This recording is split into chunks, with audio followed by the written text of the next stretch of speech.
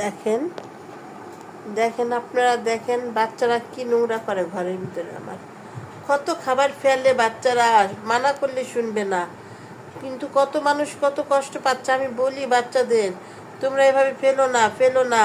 কত মানুষ না খেয়ে থাকে, ওরা খাবারের কত কষ্ট করে, ওদেরকে যেই খাবার দেওয়া যায় ওরা সেই খাবার খেয়ে ফেলে। তোমরা খাবার ফেলো না, আল্লাহ গুনাহ দিবে, আল্লাহ গুনাহ দিবে। আমরা আল্লাহর কাছে হিসাব দিতে পারবো না, এই গুনার কোনো শেষ নেই, অনেক অনেক গুনাহ। বাচ্চাদেরকে বোঝাইতে পারি না, বাচ্চারা কথাই শুনবে না, খাবে ফেলবে, খাবে ফেলবে।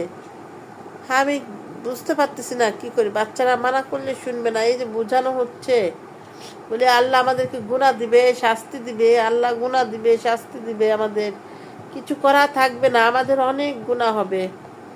মানুষ খাবার পায় না, কত অসহায় মানুষ খেতে পায় না, আর এরা। আল্লাহ মাফ করেন, আল্লাহ আমাদেরকে মাফ করেন আল্লাহ।